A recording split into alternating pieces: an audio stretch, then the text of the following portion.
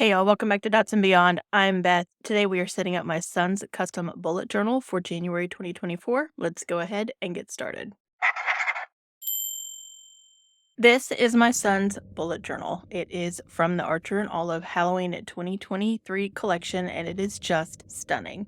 Since this is January, I feel like it needed a little bit of an introduction. If you have not watched this setup for this particular journal, it is one that took me many hours. I will link that down below for you so that you can go watch that. Let's flip through really quickly. We have a theme that is based primarily on the podcast, The Magnus Archives. We threw in a little bit of Destiny in there with Savathun the Moth as well. But for all of 2024, we are going to be exploring the entities which represent base fears of humanity that are highlighted in the Magnus Archives podcast. For January, Kenny selected the entity that is called the Desolation. And as you can see, I've gotten a little bit of a head start here with some burnt papers. The Desolation is represented by fire, destruction. We're going to talk about that more in a little bit. This is the same tea-stained paper that I have used in my collaging style things like in my reading journal. I just decided to play a little bit of a pyromaniac and burned some papers very safely with some water around, no wind, then went ahead and pasted them in here ahead of time. This is still a new journal. I need a little something to brace up this left side, and I have discovered that this deck of moon cards is perfectly even with the edge and makes the perfect brace to hold that level while we're doing some sketching and drawing. As I said, in the Magnus Archives, the Desolation is one of the entities representing fear. It's associated with themes of destruction, fire, and pain. The Desolation embodies the fear of being harmed or witnessing the harm of others through fire and violence. Key aspects and items related to the Desolation include the Cult of the Lightless Flame. This group worships the Desolation and plays a significant role in various statements through the series. They often engage in fire-related rituals and acts of violence. The Lightless Flame. This is a manifestation of the Desolation, often appearing as an otherworldly fire that consumes everything in its path. It represents the destructive force associated with this fear. Agnes Montague, who I'm sketching here. She is a central character connected to the Desolation. Agnes is marked by the Lightless Flame and plays a role in several statements tied to this fear. The Book of the Desolation, a mysterious tome associated with this entity, containing information, rituals, and perhaps the history of those influenced by the Desolation. The Desolation episodes in the Magnus Archives explore the psychological and emotional impact of fire and destruction, emphasizing the terror of being consumed by these elements.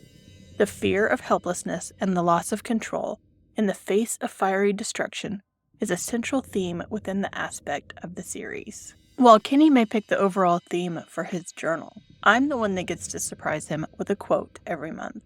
And this month I chose a quote from King Lear, Act 4, Scene 7. I am bound upon a wheel of fire, that mine own tears do scald like molten lead.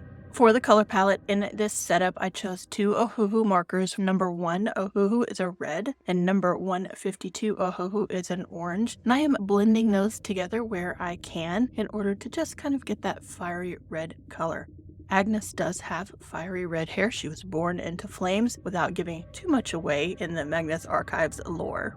And then blocking out Agnes's face, we have the Lightless Flame, and I chose to represent that with a black and gray candle with a black flame.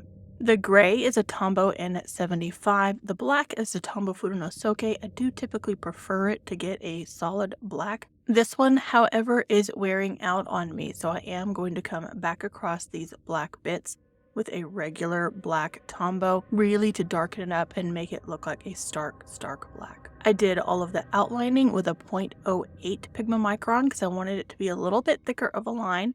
And then I'm going to introduce a white gel pen as well as a gold gel pen. Gold is going to be one of those things that is highlighted throughout most of this journal. I feel like we're going to find ways to plug it in here and there. I am going to include the name of the entity on each cover page, just to sort of hammer home that that's what this is. So here I'm writing in the Desolation, and the last thing we're going to do is give Agnes here a little bit of a halo because she is considered some sort of a savior figure by the cult of the lightless flame. And I decided we needed a little bit more gold than the halo, so I've made her eye gold as well as her buttons. Putting the final touches on Agnes's halo, I did this in stages to make sure I wasn't smudging any of the gold gel pen. And that wraps up the cover page for January 2024, and we're ready to move on to his calendar page. Again, I've already pre-pasted in some of this burnt paper, and we're going to put in a regular calendar along with some more imagery that's related to the Desolation. I usually try to start with a function first, so we're going to go ahead and get in our calendar grid. For Kenny's journal, I do use 6 dot grid spaces by 6 dot grid spaces. I alternate whether I have 3 columns on the left and 4 on the right, or 4 columns on the left and 3 on the right. There comes a point in the Magnus Archives where there is a sort of purgatory-ish type place, and the entities are manifesting in slightly different ways in this purgatory. Those who are associated with the Desolation are forced to shovel the things that they love into a furnace. And that is what I've decided to illustrate on this page with a shovel down here next to January, just to highlight that without me having to draw any people, as well as a tall cylindrical furnace on the left side of the page. I also made the U in January a little bit of a flame. It was just another excuse to get some color onto the page, since the furnace itself and the smoke are going to be black. I also prefer to highlight the top line of every week, and again, it's another one of those places where I can get in some color. Now, you'll notice throughout this setup that sometimes I go over top of our burnt paper, and sometimes I'll have it look like the image is emerging from behind our burnt paper. I didn't have any rhyme or reason to that. It just kind of went with what felt right at the time that I was doing it. Here, as I'm coloring in our furnace, you can see it looks like the furnace is behind the paper. I didn't color over top of it. And then I also wanted to add in the illusion of a brick pattern without drawing out an entire brick pattern all the way down. So I've just added some little brick areas here and there across that burning silo. A couple of finishing touches we need to add to this page are to number all of our dates into the calendar. I am stamping in some headers as well. And then to add in a pop of gold on this page, I decided to color the accents on our shovel gold. That will wrap up the calendar grid for January. Definitely gives him plenty of space to write individual things inside those boxes, especially since his handwriting is way smaller than mine is. This next page is one that was requested by Kenny specifically for February, and it comes directly from images from an episode of the Magnus Archives early on in the story of the Desolation. I am drawing some jars on this page. In that lore, it's actually milk bottles. We have a character who stumbles into a forest in what looks like a sacrifice site. There are trees, around 24 in total, all seem to have nails in them. From each hung a clean string, a lock of hair, and a dirty milk bottle. Inside each bottle was a collection of things from the forest: pine needles and twigs, dirt or rainwater which slowly simmered in each bottle. There was also a picture of a woman in her 50s. Wanting to take a photo, the character went to take the bottle, but then he dropped it and it shattered on the forest floor. We chose jars instead of milk bottles because they're a little wider and easier to write in, but this is a place for Kenny to record what is most important to him, those things that he would hate to lose within the Desolation. Moving on, and this is an expenses and finance tracker for the month. I've changed this up just a little bit. At the top, I'm going to have a place for him to record his checking and savings balances at the beginning of the month and the end of the month. We've done that before. In his expenses tracker, he'll have the expense, the amount, the date, an N column or a W column for need or want, and a P column if it's something that needed to be paid, like a bill or rent or that sort of thing. At the bottom, we are actually including week 1 of January for tips, week 2 for tips, a payday, 2 more weeks for tips, and another payday. He gets paid every 2 weeks. And then, of course, as a barista at Starbucks, he also comes home with tips almost every day. And then I finished off this page with another halo around the book that we mentioned at the beginning that is associated with the Desolation and all of its mysteries. Off camera and later, I also added a moth to our jars page. I'm supposed to be incorporating a moth every month, and I had forgotten, and so that got stuck in there. Maybe you guys will see it in a flip through one day. But for now, we are moving on to the weeklies for January. This is a standard setup. Those of you who've been with us for a while will recognize. If you are new, there are so many of you here who are new. We are so glad to have you. We are just thrilled that you're here for both my Common Planner journey and Kenny's bullet journal journey.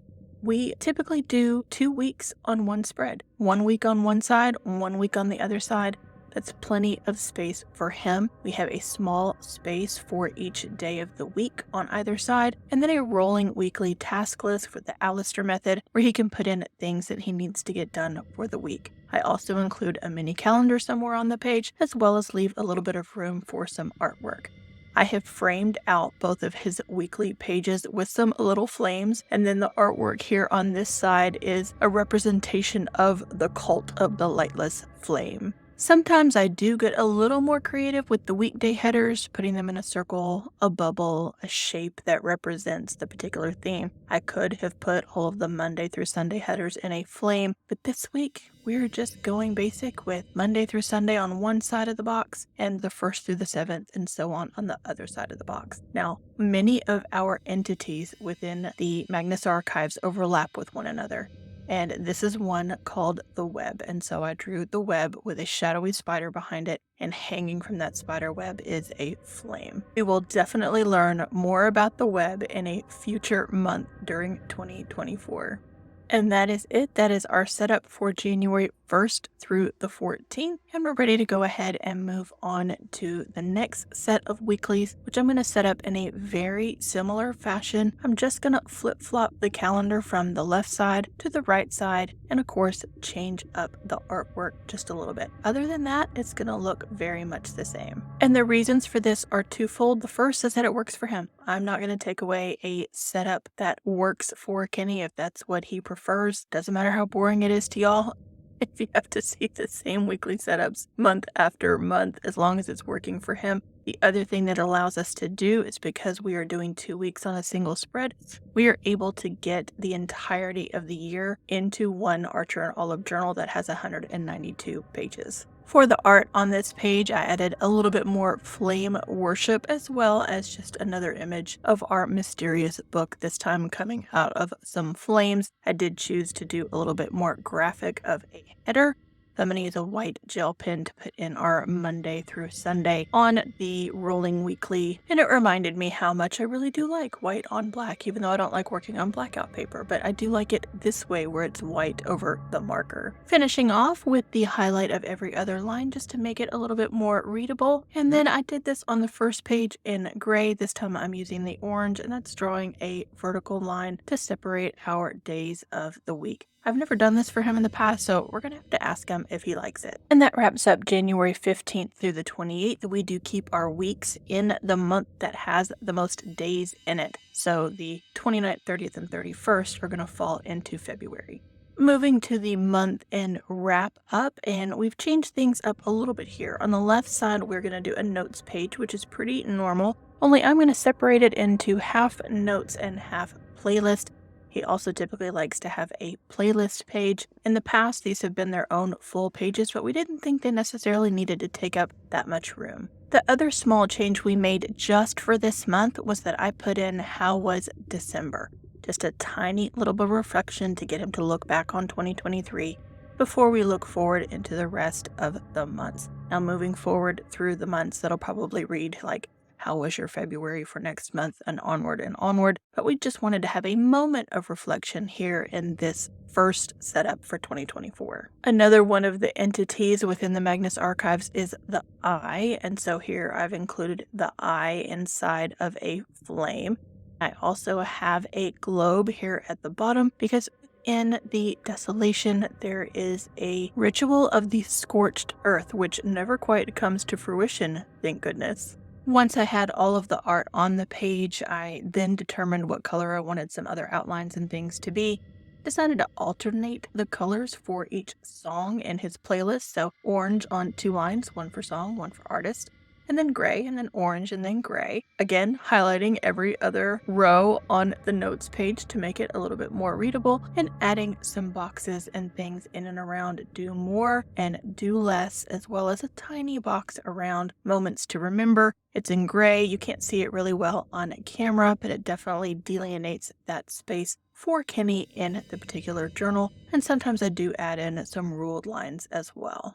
That is Kenny's setup for January 2024. We're going to go ahead and flip back to the beginning for a flip through. Now, if you are interested in following along with the Magnus Archives or going down the rabbit hole and getting stuck in that podcast, I'll link all of the details below. The Magnus Archives also has a very detailed wiki page because it has very dedicated fans who fill all of that information out. So we'll go ahead and link to that as well for you if you want to take a peek at what all of the other entities are, or you can just rewatch the setup video where I recap those very quickly. Which entity do you think Kenny's going to pick next for February 2024? You have about another dozen to choose from, and one of them might be your core base fear. Fun fact, between the annual setup and January, we've already gotten a peek at what Beth's core fear within the Magnus Archives is. If you think you know what that is, feel free to go ahead and take a guess below. Popping back over to Agnes because I really do love this cover page for January. If you have made it this far, thank you so much for watching. Please leave us a fire emoji down in the comments below, because what else would it be? It could be a candle, because a candle's got fire as well. And if you liked this video, you know what to do. Give it a big thumbs up. Subscribe if you haven't already, and I will catch you in the next one.